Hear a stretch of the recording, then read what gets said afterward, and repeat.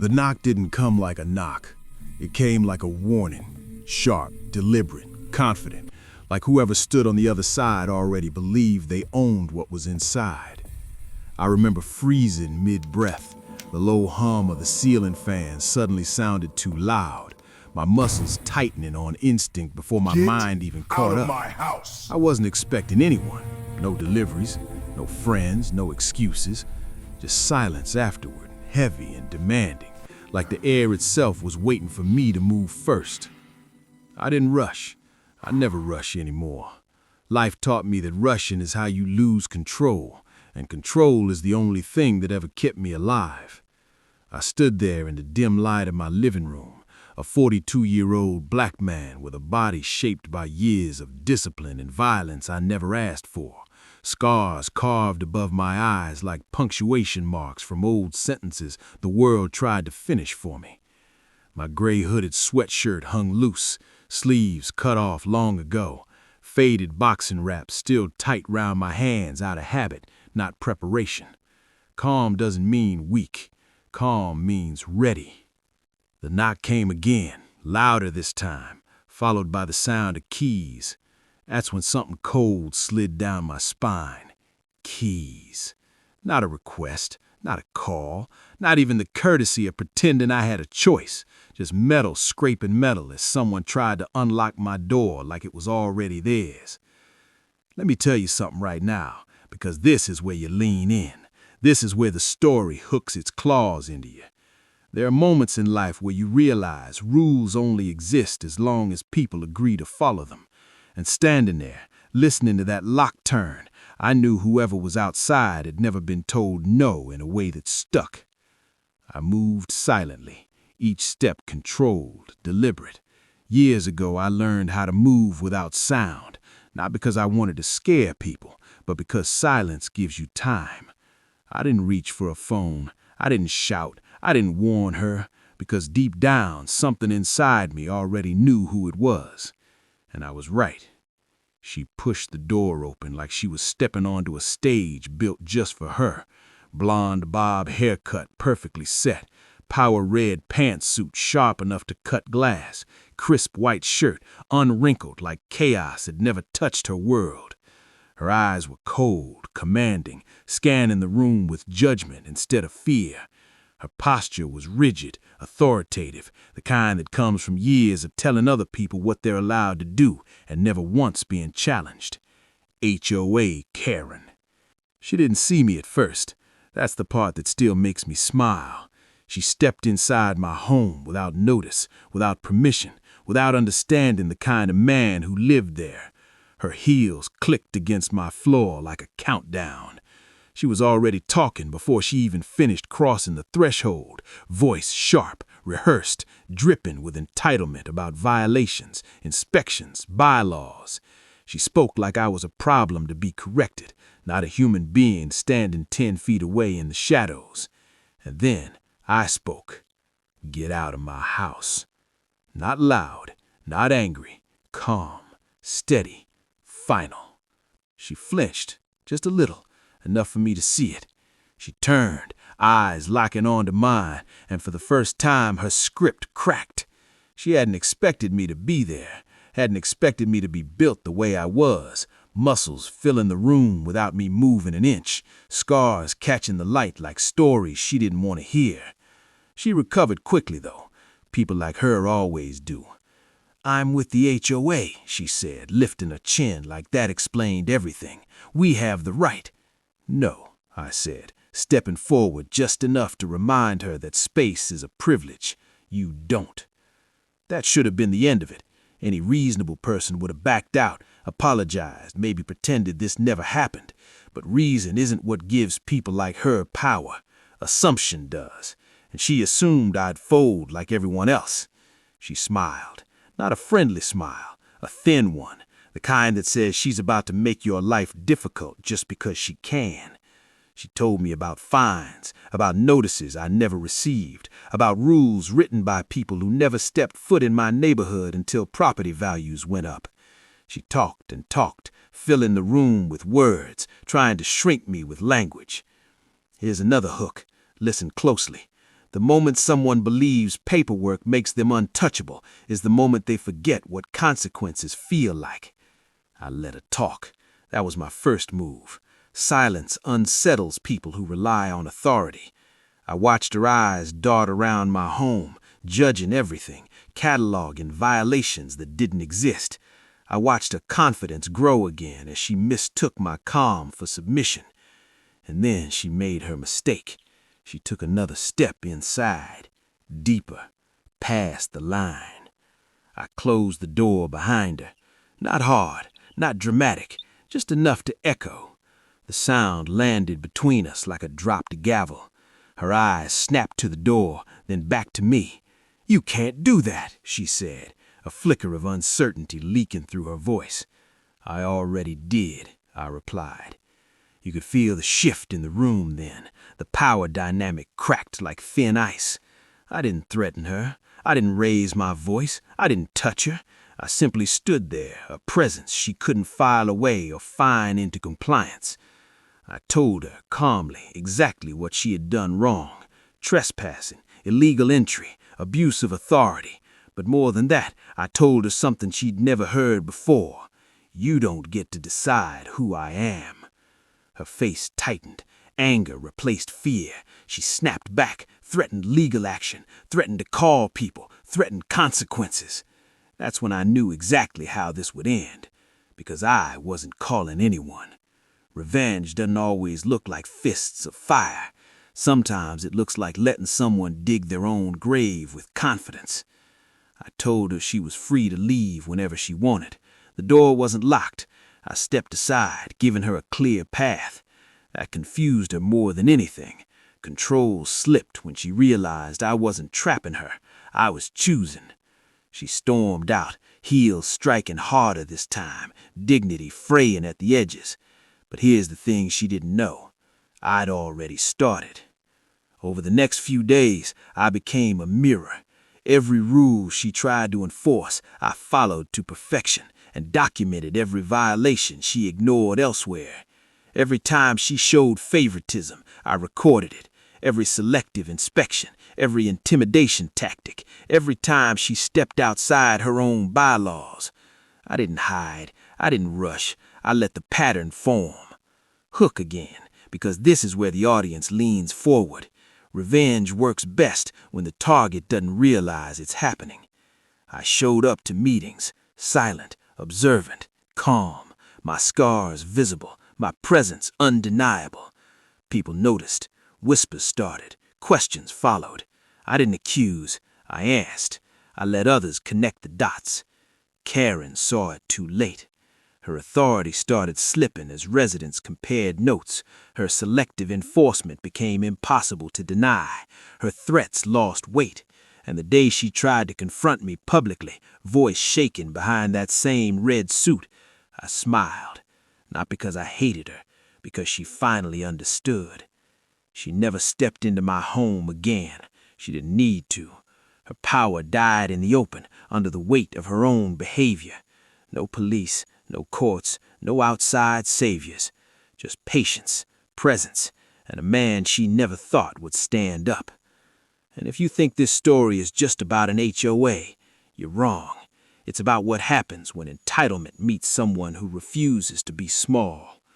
So if you're still watching, remember this. Sometimes the strongest revenge is simply making sure the world sees people exactly as they are.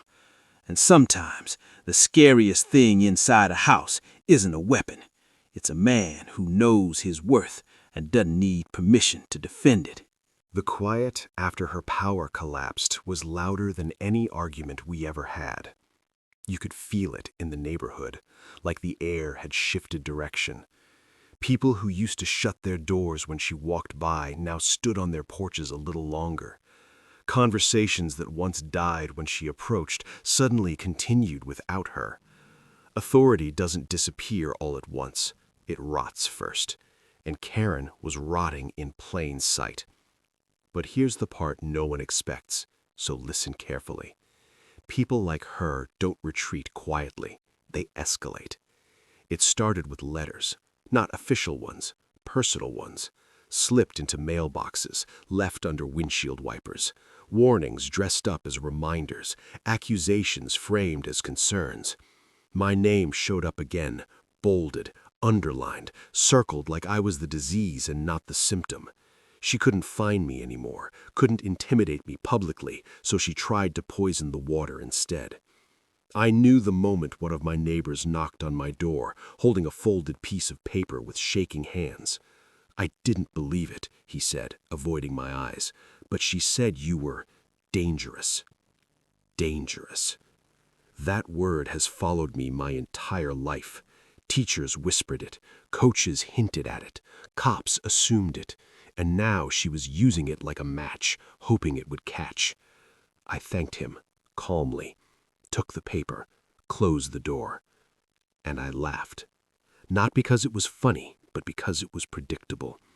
Here's another hook for you, because this is where everything tightens. When someone labels you a threat without proof, they're usually terrified of what you might expose. I didn't confront her, not yet. I let her dig deeper. I let her lie get bigger. Bigger lies leave bigger footprints. She started showing up unannounced again, not at my house but at others. Inspections, she called them, asking questions about me that had nothing to do with property lines or grass height. Who visited, what time I came home, whether I argued with anyone, whether I ever seemed angry. Angry. I'm a man with scars over his eyes and boxing wraps on his hands. I don't get the luxury of being neutral. I knew exactly what she was doing. So I did something she never expected. I helped her. I smiled when she came near. I nodded. I waved. I was polite, visible, present, calm. I spoke to neighbors, helped carry groceries, fixed fences, offered rides. I let people see me before she could describe me. And slowly, subtly, her stories stopped landing, because fear doesn't stick when reality contradicts it. That's when she snapped.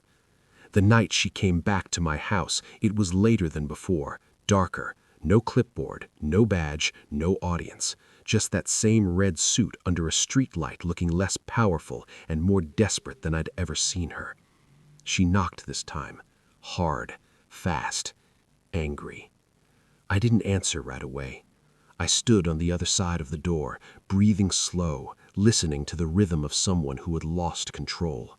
I could hear it in her breath, in the way her knock wasn't measured anymore. I opened the door just enough to meet her eyes. She didn't wait. She exploded. Accusations spilled out about rumors, about meetings, about how people were questioning her, about how I'd turned the neighborhood against her. Her voice cracked when she said my name, like it tasted bitter in her mouth. And then she did something unforgivable. She stepped forward and put her hand on my chest. Not hard, not violent, but intentional. That touch wasn't about force. It was about dominance, about crossing a line to remind herself she still could. I looked down at her hand, then back at her face, and I smiled. Not warm, not kind, understanding. I gently took her wrist and removed it from my chest, slow enough that she couldn't accuse me of anything, firm enough that she felt exactly how strong I was without me flexing a single muscle. I gently took her wrist and removed it from my chest, slow enough that she couldn't accuse me of anything, firm enough that she felt exactly how strong I was without me flexing a single muscle. "You don't touch me," I said quietly. Her eyes widened, not in fear this time, but realization. She finally understood something that had been true since the first day she turned that key in my door. She was never in control here. She backed up. Just one step. Enough. I didn't threaten her. I didn't raise my voice. I told her something that landed harder than any shout ever could. "You came into my home without notice. You lied about me. You tried to turn people against me because you couldn't command me. And now you're standing here alone." I leaned in just slightly. "This ends because I allow it to end." She left without another word. No heels clicking, no posture, just a woman realizing her authority only worked on people who believed in it. But revenge isn't finished when the enemy retreats. Revenge is finished when they can't return. Over the next week, I did the final thing she never saw coming. I stepped away. I stopped attending meetings, stopped engaging, stopped reacting. I let the community run without her interference in my orbit. And when people asked why, I told them the truth. I don't need power. I just need peace. That sentence spread faster than any rumor she ever planted, because people trust calm. And when the next HOA vote came around, when her position was quietly, efficiently dissolved, I wasn't even in the room. I was at home, safe, undisturbed, in control. She never spoke to me again. She avoided my street entirely. The red suit disappeared, the posture collapsed, the eyes no longer scanned for weakness. And sometimes, late at night, I think about that first moment, the key in the lock, the assumption, the entitlement. She thought she was walking into an empty house. She didn't know who was inside. And that made all the difference. I didn't think about her for a while after that. That's the part people never believe when they hear stories like this. They assume revenge keeps you awake at night, that it lives in your chest like a second heartbeat. But real revenge, the kind that actually works, brings quiet. It brings space. And for the first time in a long time, my house felt like mine again. The mornings were different. I'd wake up and sit on the edge of my bed, light cutting through the blinds, listening. No footsteps outside. No sudden knocks. No envelopes slid under my door like threats wrapped in paper. Just silence. The good kind. The earned kind. But suspense doesn't leave quietly either. Because when someone like Karen loses power, they don't just lose a position. They lose an identity. And people without identities do dangerous things trying to get them back. It came to me through a neighbor first, a woman who used to nod politely and keep walking. She stood on my porch one afternoon, eyes nervous, hands folded too tight. "She's telling people you threatened her," she said. I felt that old familiar tightening in my chest. Not fear, not anger, but recognition. Of course she was. When authority fails, victimhood becomes the last weapon. I nodded slowly, thanked her, closed the door. And here's the hook you need to hear right now. When someone tries to rewrite the story, the most powerful move is to already have the truth waiting. Weeks earlier, right after that last confrontation, I'd made a decision, not to document her, not to report her, but to protect myself the way I always had, by thinking ahead. I'd placed cameras, visible ones, legal ones, not hidden, not sneaky, just present, just honest, and she knew it. That's why she never came back. But lies don't care about evidence until evidence speaks. The whispers spread quietly at first, then louder. Questions circled again. I felt eyes on me when I walked the street, felt that old word trying to rise again. Dangerous. So I did the one thing that terrifies liars more than exposure. I told the truth. I didn't gather people, I didn't post anything, I didn't accuse her publicly. I simply answered questions when they came, calmly, clearly, without emotion. I described exactly what happened the day she entered my home. The keys, the lack of notice, the entitlement. Nothing added, nothing removed. And every time I spoke, I made sure my hands were visible, relaxed, wrapped in faded boxing wraps that weren't weapons anymore, just reminders of discipline. People listened, because truth doesn't need volume. Then, one evening, as the sun dipped low and painted the street gold, I saw her car parked across from my house. Engine off, lights dark, just sitting there, watching. I stood on my porch, arms crossed, scars catching the light, calm as ever. I didn't approach, I didn't wave, I didn't acknowledge her at all. After a long minute, the car started and drove away. That was the last time I ever saw her. Months passed, the HOA reorganized, new faces, softer voices, rules that finally applied equally. My name stopped coming up entirely. The neighborhood healed in its own quiet way, like a bruise fading once the pressure is gone. And me?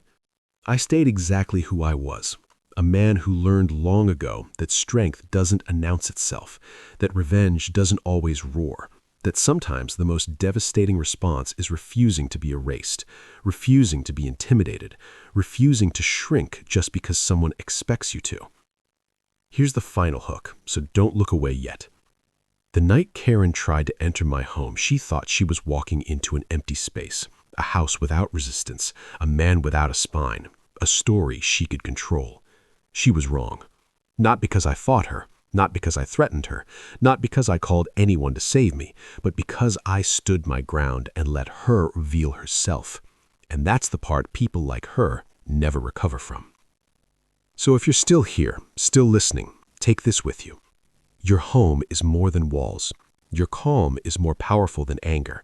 And the most terrifying thing an entitled person can encounter is someone who knows exactly who they are and doesn't need permission to defend it. She didn't know who was inside. Now she never will.